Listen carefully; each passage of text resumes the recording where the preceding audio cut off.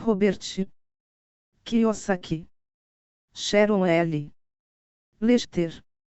Pai rico, pai pobre. O que os ricos ensinam a seus filhos sobre dinheiro. Introdução. Há uma necessidade. A escola prepara as crianças para o mundo real. Estude com afinco, tire boas notas e você encontrará um bom emprego com um salário alto, costumavam falar meus pais. O objetivo deles na vida era oferecer instrução superior para mim e para minha irmã mais velha, de modo que no futuro tivéssemos maiores oportunidades de sucesso. Quando finalmente me formei em 1976, com destaque, pois fui um dos primeiros lugares da turma no curso de Contabilidade da Florida State University, meus pais finalmente atingiram seu objetivo. De acordo com o plano diretor, fui contratada por um dos 8 grandes escritórios de contabilidade e imaginava à minha frente uma longa carreira e uma aposentadoria enquanto ainda fosse jovem. Meu marido, Michael, seguiu um percurso semelhante. Ambos viemos de famílias trabalhadoras, de recursos modestos, mas com uma forte ética em relação ao trabalho. Michael também se formou com louvor, e ele o fez 2 vezes, primeiro em engenharia e depois em direito.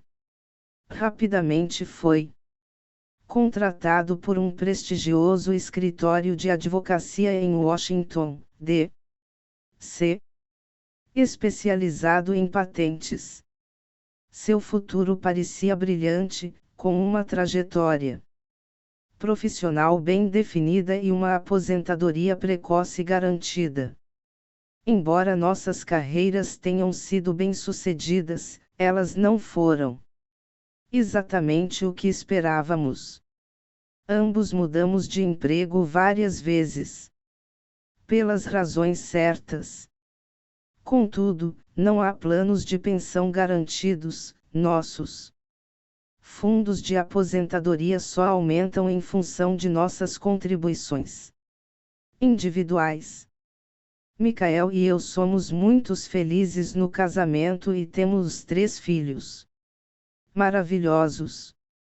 Enquanto escrevo este livro, 2 deles já estão na faculdade e o terceiro está começando o 2º grau.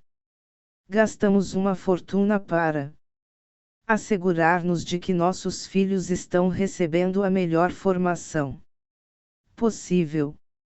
Um dia, em 1996, um dos meus filhos chegou em casa decepcionado com a escola. Estava aborrecido e cansado de estudar. Por que tenho que perder tempo estudando coisas que nunca aplicarei na vida real? Protestou. Sem pensar, respondi. Porque se você não tiver boas notas, você não vai entrar na faculdade. Mesmo que não entre na faculdade, replicou, vou ficar rico. Se você não se formar, não vai conseguir um bom emprego, respondi com uma ponta de pânico e preocupação maternal. E se você não tiver um bom emprego, como é que você pode ficar rico? Meu filho deu um sorrisinho forçado e balançou a cabeça. Já tínhamos levado este papo várias vezes. Ele abaixou a cabeça e desviou o olhar. Minhas palavras cheias de sabedoria materna caíam novamente em ouvidos surdos. Embora esperto e determinado, ele sempre se mostrou um garoto bem-educado e respeitador. Mãe? Começou. Era minha vez de ouvir um sermão. Caia na real. Olhe o que está acontecendo. As pessoas mais ricas não ficaram ricas por causa do Estudo. Veja o Michael Jordan e a Madonna. Até o Bill Gates largou Harvard para fundar a Microsoft, e ainda tem pouco mais de 30 anos. Há um arremessador de beisebol que ganha mais de 4 milhões de dólares, embora digam que é desafiado mentalmente. Asterisco. / terminologia politicamente correta para o que se costumava chamar de débil mental. N. T. Seguiu-se um prolongado silêncio. Percebi que estava dando a meu filho os mesmos conselhos que meus pais tinham me dado. O mundo havia mudado. Mas os conselhos continuavam os mesmos.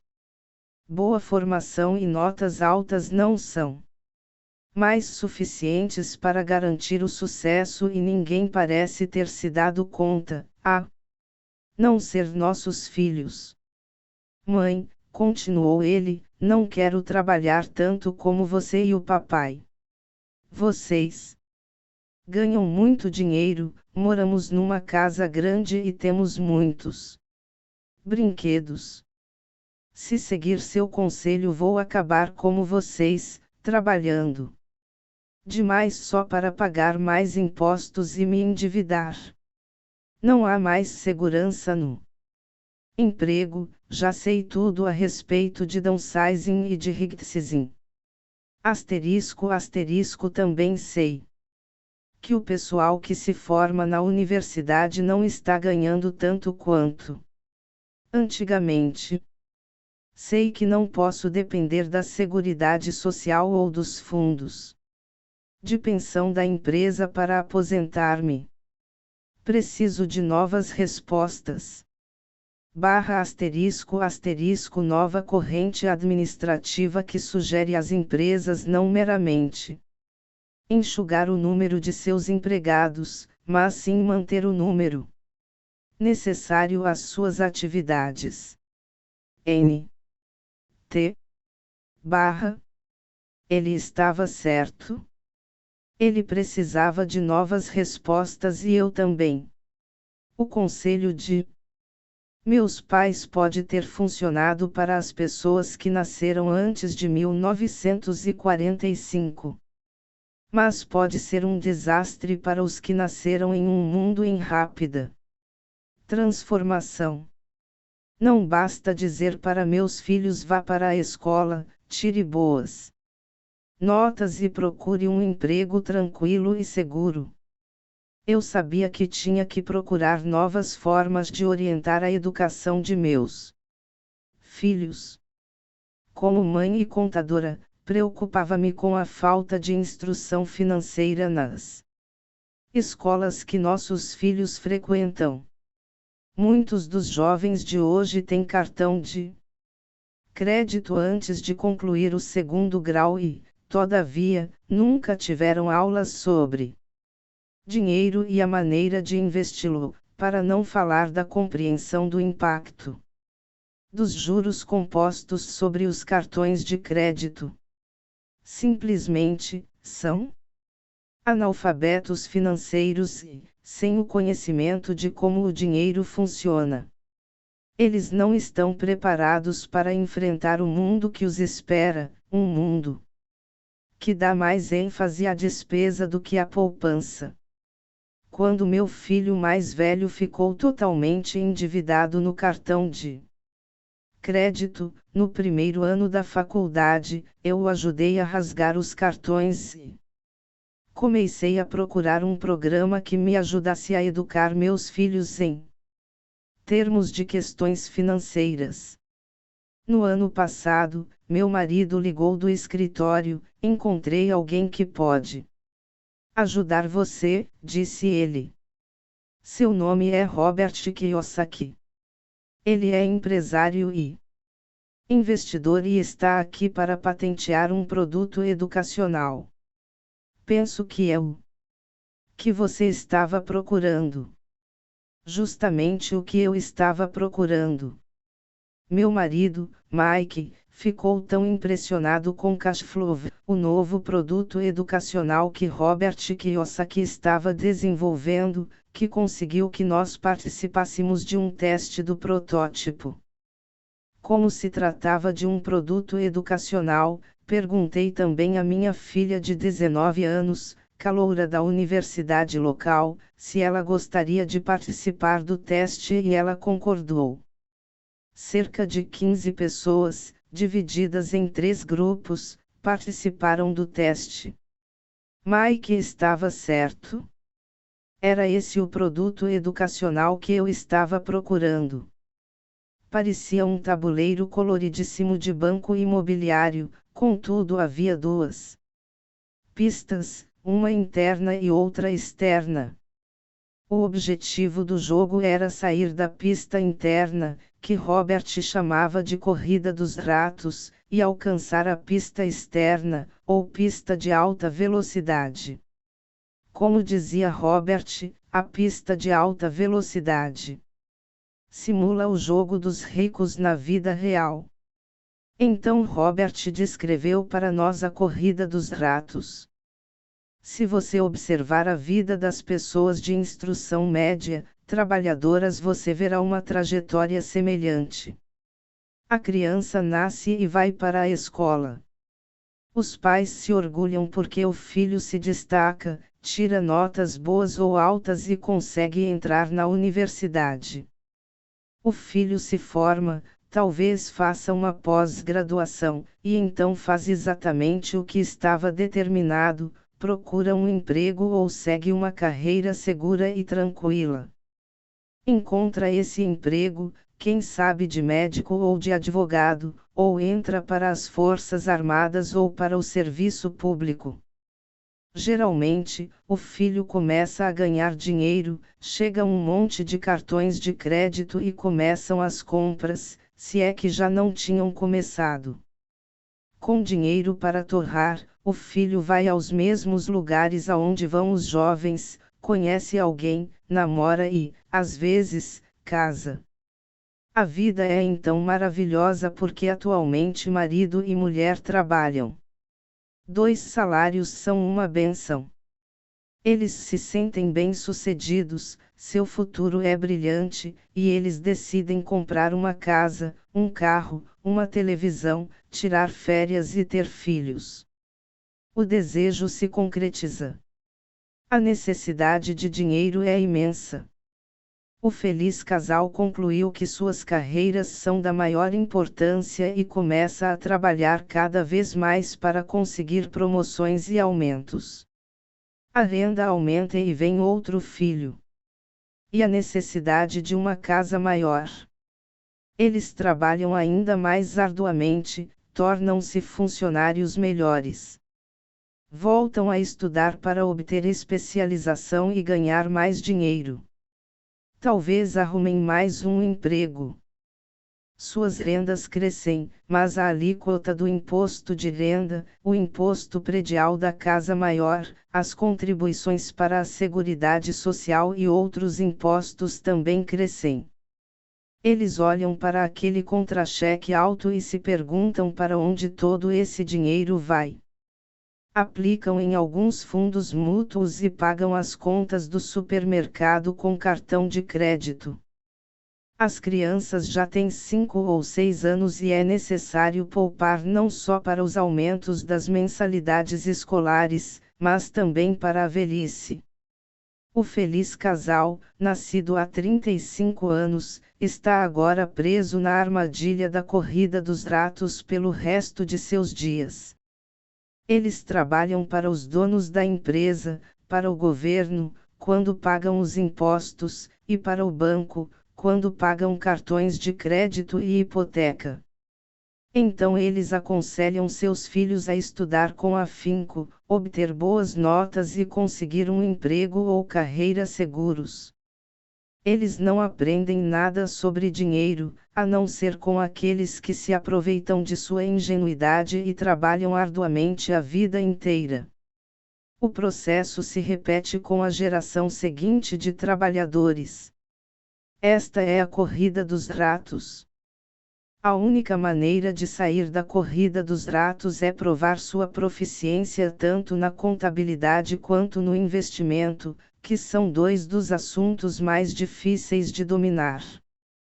Como auditora independente formada que já trabalhou para um dos 8 grandes escritórios de contabilidade, fiquei surpresa ao ver que Robert tornara o aprendizado desses dois temas divertido e empolgante.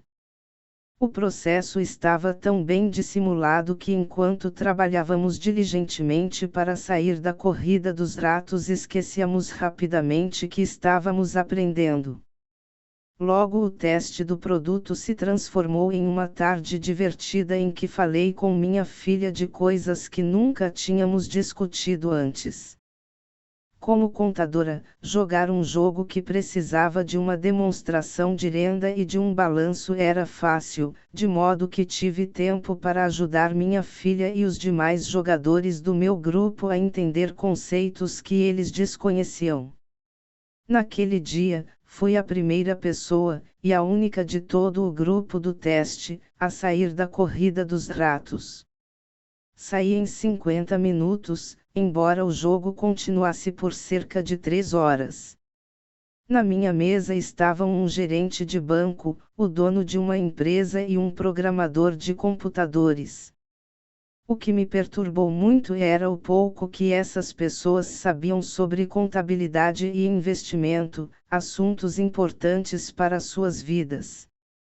Fiquei imaginando como eles administravam as questões financeiras na vida real. Podia entender que minha filha de 19 anos não soubesse nada, mas eles eram adultos com pelo menos o dobro de sua idade. Depois que terminei a corrida dos ratos, fiquei acompanhando por 2 horas minha filha e aqueles adultos instruídos e afluentes que rolavam os dados e movimentavam seus marcadores. Embora estivesse contente de vê-los aprender tanto, fiquei incomodada ao perceber como os adultos tinham pouco conhecimento dos princípios básicos da contabilidade e do investimento. Eles não conseguiam ver com clareza a relação entre suas demonstrações de renda e seus balanços. À medida que compravam e vendiam ativos, eles tinham dificuldade em lembrar que cada transação poderia ter impacto sobre o fluxo de renda mensal. Pensei em quantos milhões de pessoas, no mundo real, lutam com problemas financeiros só porque nunca estudaram esse tema. Graças a Deus, estes estavam se divertindo e se distraíam na ânsia de ganhar o jogo, disse para mim mesma. Quando Robert deu por finalizado o teste, ele nos concedeu 15 minutos para discutir e criticar cash flow entre nós mesmos. O dono de empresa do meu grupo não estava feliz. Ele não gostou do jogo. Não preciso conhecer isso, disse. Tenho contadores, gerentes de banco e advogados que me assessoram nestes assuntos. Robert lhe respondeu, você já notou que há uma porção de contadores que não ficam ricos. E gerentes de banco, e advogados, e corretores de valores e corretores imobiliários. Eles sabem muita coisa, e em geral são inteligentes, mas a maioria não é rica. Como nossas escolas não ensinam o que os ricos conhecem, seguimos os conselhos dessas pessoas. Mas um dia, você está dirigindo na estrada, preso no engarrafamento enquanto tenta chegar ao escritório e olha para o lado ou vê seu contador preso no mesmo engarrafamento. Você olha para o outro lado e vê seu gerente de banco. Isso deveria dizer-lhe alguma coisa. O programador de computadores também não ficou muito impressionado com o jogo. Posso comprar um software que me ensine tudo isto. O gerente de banco, contudo, estava empolgado. Estudei isto na escola, quer dizer, a parte da contabilidade, mas nunca soube aplicá-la à vida real. Agora sei. Preciso sair da corrida dos ratos. Mas foi o comentário de minha filha o que mais me impressionou. Me diverti aprendendo, disse. Aprendi um monte de coisas sobre como o dinheiro funciona e como investi-lo. Então acrescentou: agora posso escolher uma profissão pelo que quero fazer e não para ter um emprego seguro ou mordomias ou pelo salário. Se eu aprender o que este jogo ensina, ficarei livre para fazer e estudar o que meu coração pede e não porque as empresas estão atrás de determinadas habilidades profissionais.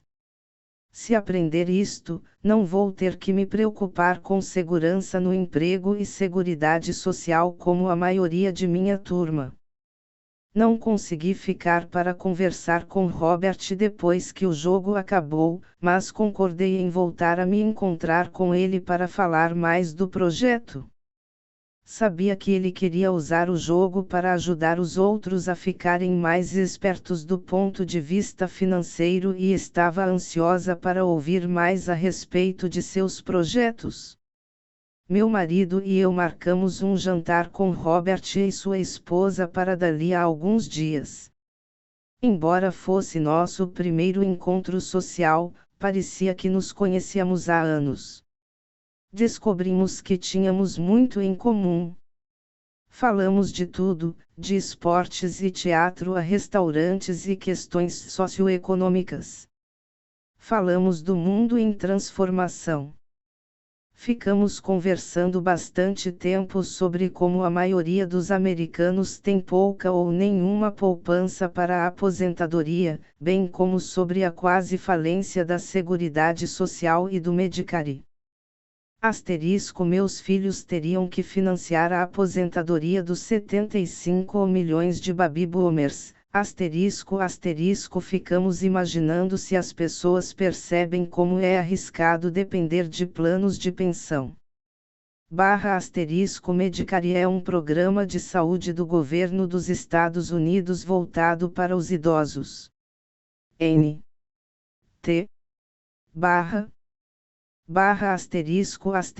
Referencia às pessoas nascidas em um período de explosão populacional e, mais especificamente, as pessoas que nasceram na década de 1995. A principal preocupação de Robert era o hiato crescente entre os que têm e os que não têm, nos Estados Unidos e nos outros países. Empresário autodidata que viajava em torno do mundo para fazer investimentos, Robert tinha conseguido se aposentar aos 47 anos. Ele saiu do conforto da aposentadoria porque tinha a mesma preocupação que eu tinha em relação a meus filhos. Ele sabe que o mundo mudou, mas que a educação não mudou com ele. Na opinião de Robert, as crianças passam anos num sistema educacional ultrapassado, estudando matérias que jamais usarão, preparando-se para um mundo que não existe mais.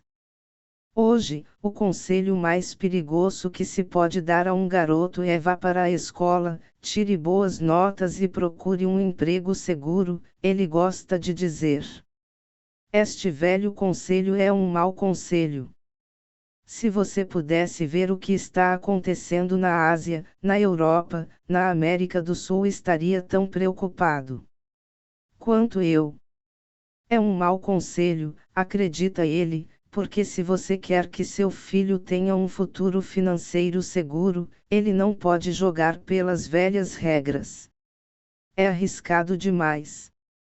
Perguntei então o que ele entendia por velhas regras. As pessoas como eu jogam por regras diferentes das suas, disse. O que acontece quando uma grande empresa anuncia um downsizing? As pessoas são demitidas, respondi. As famílias sofrem. O desemprego aumenta. Sim, mas o que acontece com a empresa, em especial com uma empresa de capital aberto que tem ações na bolsa? Em geral, o preço das ações aumenta quando se anuncia o downsizing, respondi. O mercado gosta quando uma empresa reduz seus custos salariais, seja mediante a automação, seja apenas racionalizando o uso da mão de obra. Certo, respondeu ele. E quando o preço das ações aumenta, as pessoas como eu, os acionistas, ficam mais ricas. Isso é o que quero dizer sobre regras diferentes. Os empregados perdem, os proprietários e os investidores ganham. Robert estava descrevendo não apenas a diferença entre empregado e empregador, mas também entre controlar seu próprio destino e entregar esse controle a alguém. Mas para a maioria das pessoas é difícil entender por que isso acontece, disse eu. Elas só pensam que isso não é justo. E por isso que é uma besteira falar para uma criança simplesmente tenha uma boa instrução, disse. E besteira imaginar que a formação oferecida pelo sistema de ensino preparará seus filhos para o mundo que eles encontrarão depois de formados. As crianças precisam de mais educação. Uma instrução diferente. E elas precisam conhecer as regras. As regras diferentes. Robert continuou. Há as regras seguidas pelos ricos e há as regras seguidas pelos outros 95% da população, disse. E os 95% aprendem essas regras em casa e na escola. É por isso que hoje é tão arriscado dizer a uma criança, simplesmente, estude bastante e procure um emprego. Hoje uma criança precisa de uma formação mais sofisticada e o sistema corrente não está atendendo essa necessidade. Não estou preocupado com quantos computadores há na sala de aula ou com quanto as escolas gastam. Como o sistema educacional pode ensinar o que não conhece? E como os pais podem ensinar a seus filhos o que a escola não ensina? Como você pode ensinar contabilidade para uma criança? Ela não achará aborrecido. E como os pais podem ensinar a investir se eles próprios são avessos ao risco? Em vez de ensinar a meus filhos a buscar a segurança, decidi que o melhor era ensiná-los a ficar espertos. Então, como é que você ensinaria a uma criança sobre tudo isso de que estamos falando? Perguntei a Robert. Como podemos facilitar a tarefa dos pais, especialmente quando eles próprios não sabem do que se trata? Escrevi um livro sobre o assunto, foi sua resposta. E onde está? Em meu computador. Está lá há anos, em pedaços. De vez em quando acrescento algo, mas nunca consegui organizar o material.